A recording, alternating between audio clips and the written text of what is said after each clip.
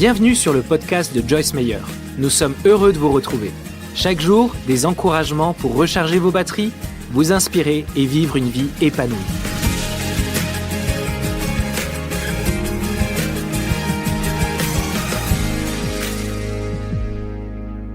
Il y a beaucoup de façons différentes dont nous sommes offensés et probablement beaucoup d'entre vous, et peut-être beaucoup de ceux qui nous regardent à la télé, sont offensés par quelque chose en ce moment. Et peut-être que vous ne croyez pas que c'est si important, mais je crois que vous verrez quand je terminerai que c'est beaucoup plus important que vous ne le croyez.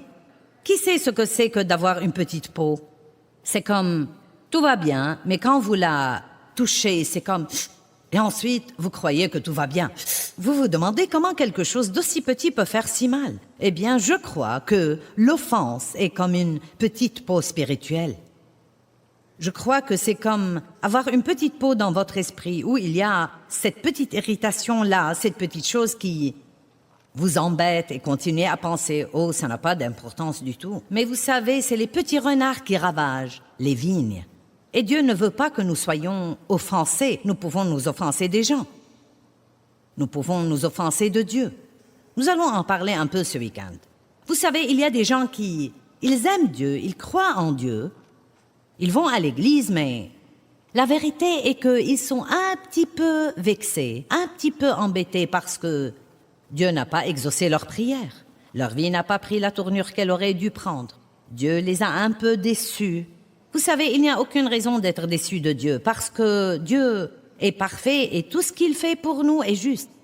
C'est nous qui gaffons, et même si votre vie n'a pas pris la tournure qu'elle aurait dû prendre, cela ne veut pas dire que le plan de Dieu n'est pas meilleur que le vôtre si seulement vous lui cédiez. Amen. Et nous pouvons nous offenser de nous-mêmes. Je vais faire tout un enseignement là-dessus pendant que je suis ici. Nous nous offensons du gouvernement. Oui, il en est beaucoup question aujourd'hui, bonté divine. Nous nous offensons parce que nous avons des ennuis dans notre vie. Nous nous offensons des magasins où nous faisons nos courses. Magasins de vêtements, de l'épicerie. Un jeune homme a partagé ceci avec moi l'autre jour et j'ai pensé qu'il ne sait vraiment pas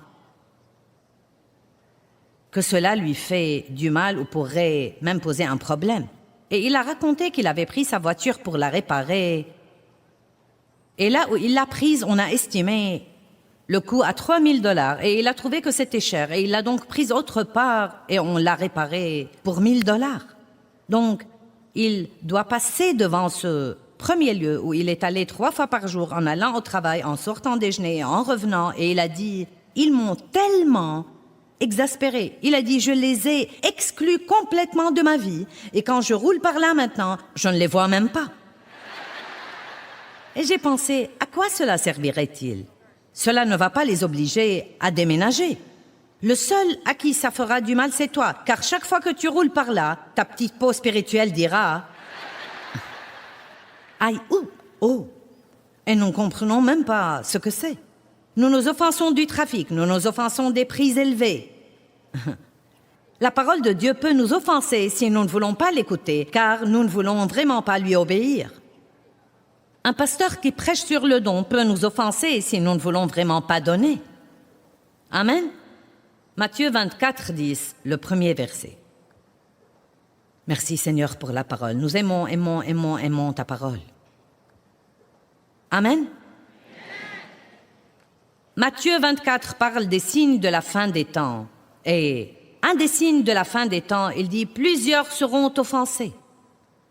Plusieurs seront offensés et commenceront à déserter et à se méfier de celui à qui ils devraient obéir, et ils trébucheront et succomberont. » Laissez-moi vous expliquer ce que signifie trébucher et succomber. Le mot « offense »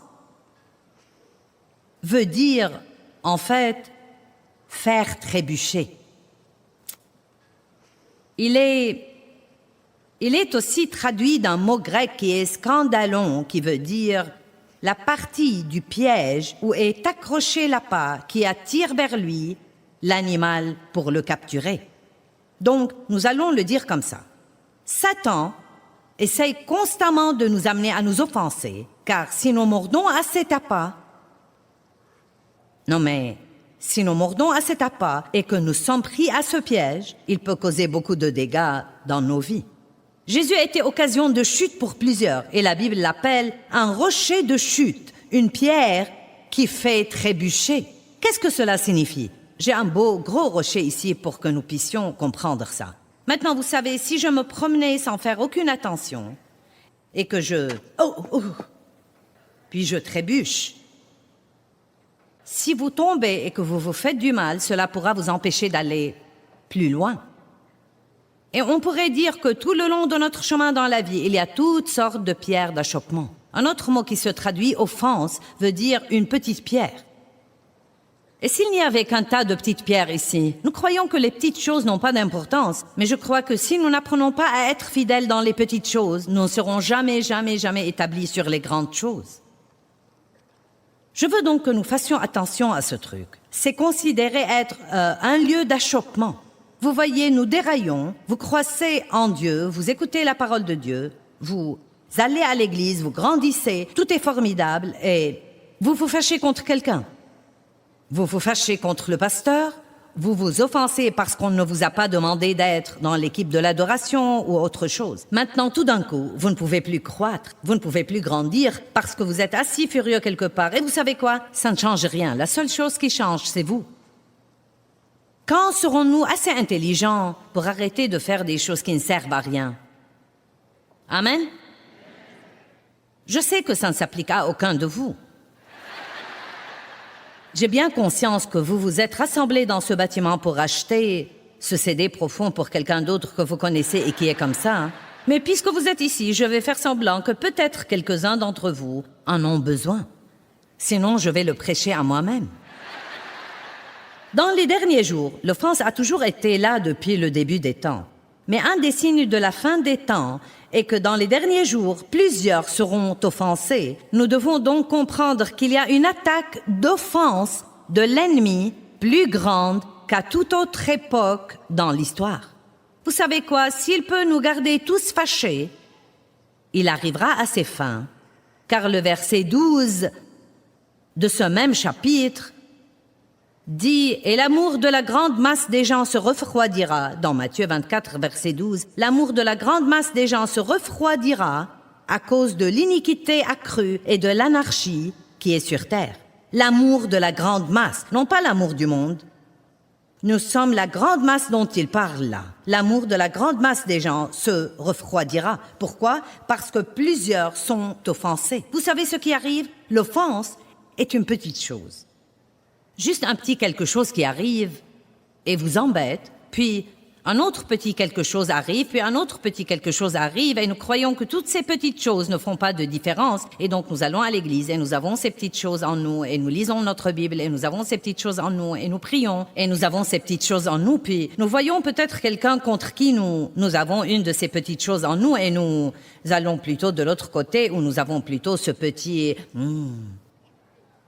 regard ou ce sentiment indigné, vous savez. Et nous croyons qu'ils n'ont pas d'importance. Eh bien, ce qui arrive, c'est qu'ils font refroidir notre amour. L'offense est comme la première petite peau qui est minuscule, et si nous la gardons, nous pouvons nous mettre en colère, puis devenir plein de ressentiment, puis nous indigner, puis devenir amers, puis avoir un cas déclaré de non-pardon, puis commencer même à haïr les gens si nous ne faisons pas quelque chose là-dessus. Le meilleur moment pour traiter n'importe quel problème, c'est quand c'est un petit problème. Vous m'entendez? Le meilleur moment pour pardonner à quelqu'un est à l'instant où il vous blesse. Le meilleur moment pour décider que vous n'allez pas vous offenser, c'est à l'instant où vous ressentez cette offense. Ne donnez pas le temps au diable pour laisser quelque chose qui vous a blessé prendre racine dans votre vie.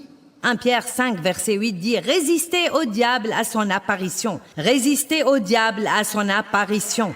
Veillez et priez, dit la Bible. Soyez sur vos gardes, veillez et priez. Et s'il y a quelque chose que nous devons faire attention de faire, c'est de pouvoir nous lever tous les jours et dire « Dieu, je ne suis fâché contre personne, je ne suis offensé de personne. » Je n'ai aucun ressentiment dans mon cœur. Mince alors ce que ça vous libère pour prier et pour adorer et aimer les autres. Et puis-je vous dire quelque chose? Aimer les autres est la forme la plus élevée de la guerre spirituelle que chacun de nous puisse faire.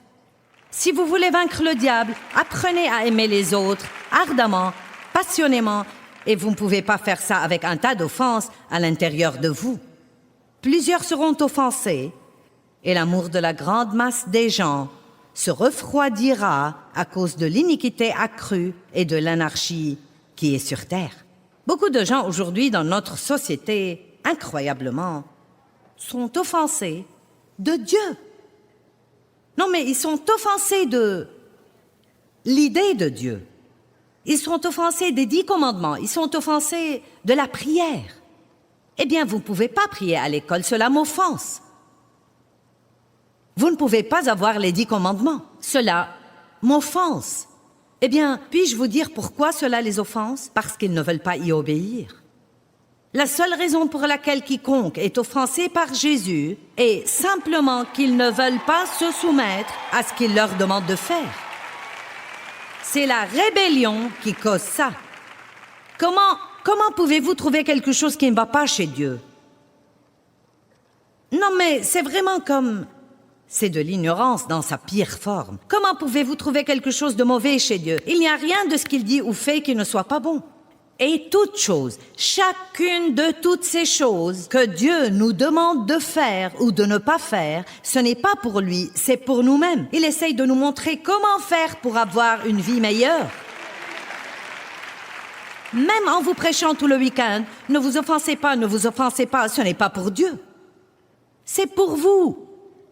C'est pour vous, car moins nous nous offensons dans la vie, plus notre vie sera bonne, plus nous serons vraiment heureux, plus nous aurons la paix et la joie, plus nous aimerons les gens qui nous entourent et moins le diable aura autorité sur nous dans notre vie. Tout ce que Dieu nous demande de faire. Et je ne peux pas me débarrasser de cette idée ces derniers temps. J'ai commencé à dire ça l'année dernière et ça devient de plus en plus fort en moi. Non mais, croyons-nous vraiment que toutes ces choses que nous écoutons et la seule raison pour laquelle Dieu est satisfait quand nous les faisons est que ça nous aide à bien vivre? Nous n'avons pas besoin de faire ce truc, ça ne change pas Dieu, il est ce qu'il est. Mais tout ce qu'il nous dit de faire en fait est pour nous. Nous devons arrêter d'agir comme « Oh, c'est si dur, comment pouvez-vous vous attendre à ce que je le fasse? Mince, alors c'est dur, c'est vraiment dur. » Oh, cette vie chrétienne est vraiment dure. Non, être pécheur est dur. Non mais, ne pas avoir de pardon, ne pas avoir d'espoir, ne pas avoir de relation avec Dieu, maintenant ça c'est dur. N'oubliez donc pas, tous ceux qui essayent de se débarrasser de Dieu, la seule raison pour laquelle ils ne veulent pas Dieu est qu'ils ne veulent pas faire ce que Dieu leur dit de faire. S'ils croyaient qu'ils pourraient faire tout ce qu'ils voudraient faire et avoir Dieu, ils croiraient tous en Dieu. Car pourquoi pas?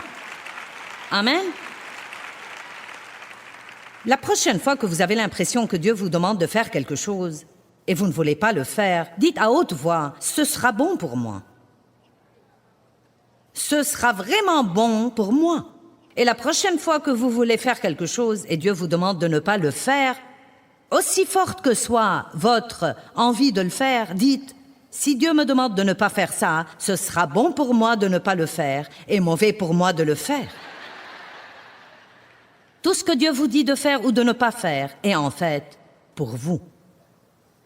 Garde ton cœur plus que toute autre chose, car de lui viennent les sources de la vie. Philippiens 1, 9 et 10. Et voici ma prière, dit Paul, voici ma prière, que votre amour abonde de plus en plus et s'étende vers son développement complet en connaissance et en perspicacité, et que votre amour se manifeste dans une plus grande profondeur de connaissance et de discernement plus complet, pour que vous appreniez à discerner ce qui est essentiel et à approuver et estimer ce qui est excellent et de valeur réelle, reconnaissant le plus noble et le meilleur et discernant les différences morales, afin que vous soyez non corrompus et purs et infaillibles et irréprochables, pour qu'avec des cœurs sincères et certains et sans tache, vous puissiez vous approcher du jour de Christ sans trébucher ni amener les autres à trébucher. N'oubliez pas, l'offense est une pierre d'achoppement. C'est quelque chose qui nous fait trébucher et qui nous fait chuter quand nous devrions faire des progrès. Et il dit, voici ma prière, que votre amour abonde de plus en plus et que vous ne vous offensiez pas, que vous n'offensiez pas. Laissez l'amour vous garder à tout moment dans une situation où vous aimez les gens plutôt que d'en être fâché.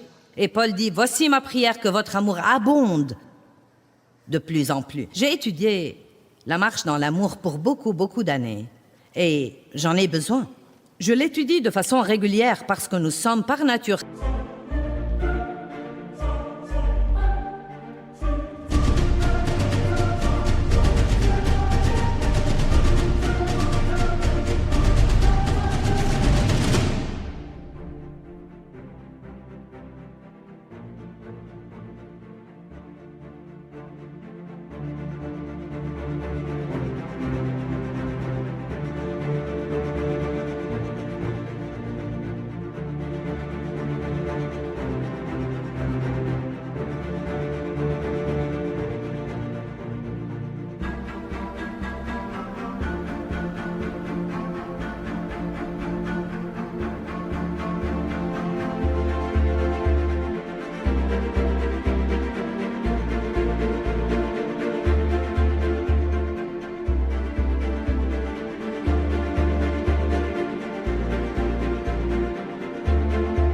très égoïste et égocentrique.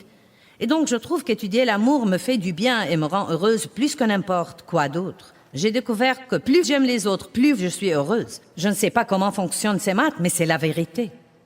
Plus vous aimez les autres, plus vous vous oubliez, plus vous arrêtez d'essayer de faire les choses pour vous-même et que vous les faites pour les autres, plus Dieu fera pour vous et plus vous serez heureuse. C'est tellement bizarre, n'est-ce pas? Ça a peut-être l'air d'une chose de Dieu. Car la plupart des choses que Dieu fait ne sont pas calculées selon le système du monde. Les premiers seront les derniers seront les premiers. Si vous voulez plus, donnez une partie de ce que vous avez. C'est comme, quoi encore? Si vous voulez être heureux, n'essayez pas de vous rendre heureux. Rendez quelqu'un d'autre heureux et vous serez heureux. C'est comme, waouh! Et ça marche vraiment. Le psaume 119, 165 dit « Grande est la paix de ceux qui aiment ta loi. Rien ne les offensera ni les fera trébucher. » Maintenant, parlons de nouveau des types d'offenses. 7 types d'offenses. Nous pouvons nous offenser. Ne t'en offense pas, nous disons. Ne t'offense pas. Eh bien, voyez, quand nous avons la possibilité de nous offenser, c'est à prendre ou à laisser. Nous ne sommes pas obligés de la prendre. Ce n'est pas parce que l'occasion est là pour nous offenser que nous devons la prendre. En fait, nous pouvons même dire à voix basse, « Je ne vais pas prendre ça. » Je refuse de m'offenser. Je n'ai pas le temps de toucher à ça. Savez-vous que l'offense, comprenez bien ça. Si vous oubliez toute chose, car je sais que parfois nous écoutons ces sermons et nous venons et nous aimons être là et nous écoutons même, mais le lendemain, si nous pouvons nous rappeler 3 phrases, nous sommes bénis. Dieu merci pour le message enregistré. Donc, si vous avez un message qui veut dire beaucoup pour vous et que vous l'aimez, vous pouvez l'écouter maintes et maintes fois jusqu'à ce que vous le compreniez finalement. Amen? Mais essayez de vous rappeler ceci. L'offense est complètement improductive. Elle vous vole votre paix, votre joie, votre énergie, votre puissance, et peut même vous voler votre santé, et pourtant elle ne produit absolument rien. Pourquoi donc nous embêter avec quelque chose d'aussi inutile? Que quelqu'un dise Amen. Donc, nous pouvons nous offenser et nous pouvons offenser. Et nous devons faire attention à ça aussi. Non mais, le fait de penser un peu avant de dire quelque chose peut épargner à tant de gens de devoir essayer de lutter pour ne pas être blessés. Nous devons toujours penser un petit peu avant d'ouvrir nos bouches et de laisser les mots s'écouler. Les gens s'offensent de la vérité. Ils s'offensent des ennuis. Ils s'offensent de Dieu. Nous pouvons offenser le Saint-Esprit.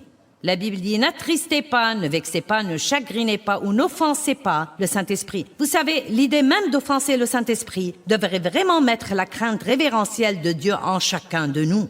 Qui voudrait par exemple offenser le Saint-Esprit? Et vous savez, si vous étudiez les versets là-dessus dans Éphésiens 4, verset 30, c'est très clair que la chose qui offense le Saint-Esprit est quand nous nous querellons et que nous restons fâchés et que nous n'avons pas la paix et nous ne marchons pas dans l'amour.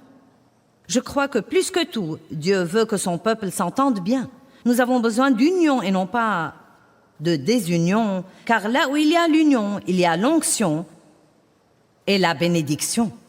Nous ne parlons pas assez de l'onction dans l'Église et nous avons besoin de l'onction de Dieu. Certains jeunes croyants dans le monde ne savent même pas ce que c'est que l'onction et Christ est loin. L'onction est la puissance et la présence de Dieu.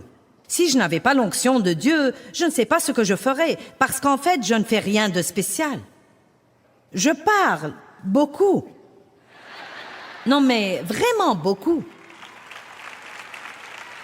Les mots qui sortent de ma bouche feraient mieux d'être loin. Et écoutez bien ce que j'ai appris. Je ne peux pas avoir de conflit à la maison. Je ne peux pas porter d'offense dans mon cœur. Je ne peux pas être fâchée et être ointe, et vous non plus. Vous dites, tu es prédicatrice, je comprends ça pour toi, mais moi je ne suis pas prédicateur, je n'ai pas à me soucier de ça. Vous avez besoin de l'onction pour aller à l'épicerie et rester sain. Vous avez besoin de l'onction pour élever vos enfants. Vous avez besoin de l'onction pour vous marier, surtout si vous allez rester marié à la même personne pour longtemps. Dave et moi sommes mariés depuis 46 ans. Cela demande une onction. Qui reconnaît que nous avons tous besoin de la présence et de la puissance de Dieu dans nos vies? Maintenant, écoutez ça. Il n'y aura pas d'offense dans le ciel. Matthieu 13, 41 dit « Quand Christ enverra ses anges, ils ramasseront toutes les causes d'offense. Elles n'iront pas au ciel avec vous. » Parlons de l'amour pour quelques minutes.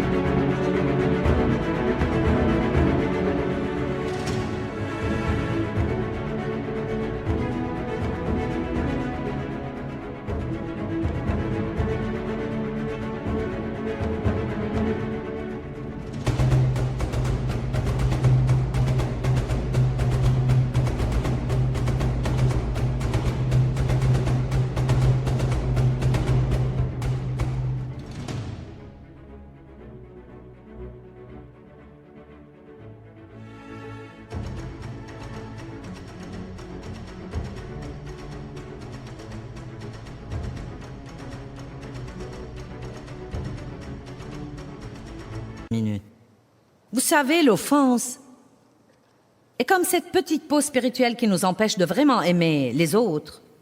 Et quand nous avons le non-pardon ou... J'essaie de ne pas parler du non-pardon ce soir. Je veux parler de ce qui, selon moi, le précède. Je veux parler de ces petites peaux que je crois que nous avons et auxquelles nous ne prêtons pas attention et qui ensuite deviennent de grands problèmes dans notre vie. Et elles affectent notre relation avec Dieu, elles affectent nos prières, elles affectent notre adoration. Mais parce que nous ne traitons pas les petits trucs, qui reconnaît que parfois nous ne les traitons pas car nous croyons qu'ils ne sont pas importants? Tu m'as offensé. Ce n'est pas ma faute que je sois offensé, tu m'as offensé. Mais voici ce qu'il y a. Chacun d'entre nous devrait prendre la responsabilité de sa vie.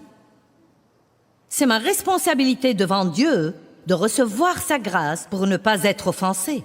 Ça m'est égal si vous avez essayé de me blesser, et même si vous l'avez fait exprès, je dois être responsable pour ne pas prendre ça. Et ce que nous faisons, c'est que nous reprochons ce que nous ressentons aux autres. Je suis offensé, mais toi tu m'as offensé. Je ne dois pas changer, tu dois changer. Tu dois m'aider à me sentir bien. Et je ne me fâcherai jamais. Vous riez parce que vous savez que c'est vrai. Je me souviens très bien quand Dieu a commencé à m'apprendre. Dave n'est pas responsable de ta joie. Quand j'étais malheureuse, je trouvais toujours une raison, quelque chose qu'il devait faire. Si tu faisais ceci et tu ne faisais pas cela, je serais heureuse. Et si tu faisais cela et si tu ne faisais pas cela, je serais heureuse. Quelqu'un sait de quoi je parle? Combien de personnes sont assises ici ou nous regardent à la télé et vous avez de la tristesse dans votre vie ou peut-être vous savez même quelque chose de pire. Non mais vous êtes vraiment mécontent, vous êtes fâché ou peut-être même vous êtes dans une véritable profonde dépression ou quelque chose comme ça et vous dites si cette personne faisait ceci et si elle faisait cela et si mon patron faisait cela et si mes voisins faisaient cela, je serais très bien. Nous devons apprendre à faire face à des choses dans la vie et toujours rester pieux, car même si cette chose que vous avez maintenant disparaissait, quelque chose d'autre surviendra par après. Amen. La vie est pleine d'interruptions et de désagréments, et la vie ne va pas changer, donc j'ai enfin compris que je devais laisser Dieu me changer. Donc j'ai enfin compris, vous savez quoi? Dave n'est pas responsable de ma joie. Quelqu'un d'autre n'est pas responsable de me garder satisfaite tout le temps. Ce n'est pas la responsabilité de quelqu'un d'autre de m'aider à me sentir bien tout le temps et de m'aider à me sentir en sécurité. C'est ma responsabilité de savoir qui je suis en Christ et de recevoir ce dont j'ai besoin de lui et d'être forte dans le Seigneur et dans la puissance de sa force. À ce moment-là, je ne peux pas être manipulée par tous les autres et ce qu'ils décident de faire ou de ne pas faire à n'importe quel moment. Allez! Vous savez, c'est vraiment important que nous apprenions à reconnaître et à résister à la tentation de nous offenser si nous voulons avoir la paix, la joie et la puissance de Dieu dans nos vies. N'oubliez pas, si nous nous permettons d'être offensés, nous entravons le plan de Dieu pour nous dans tous les domaines de la vie.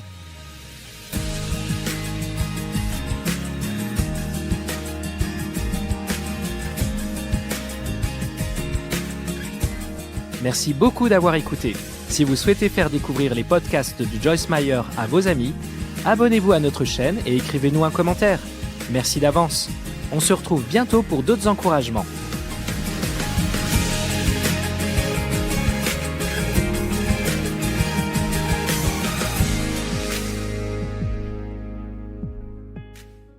Thôi mong chờ vậy sao bật khóc trong ngu ngơ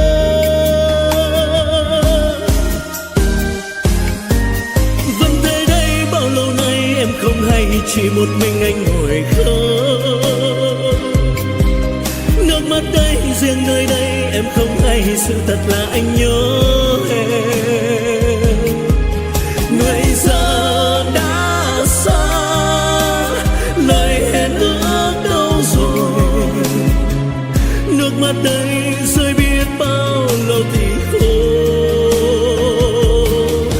vẫn thế đây bao đêm say em không hay từng giọt buồn sao mặn đắng nhưng lúc ấy anh loay hoay trong cơn say lại nhầm rằng em ở đây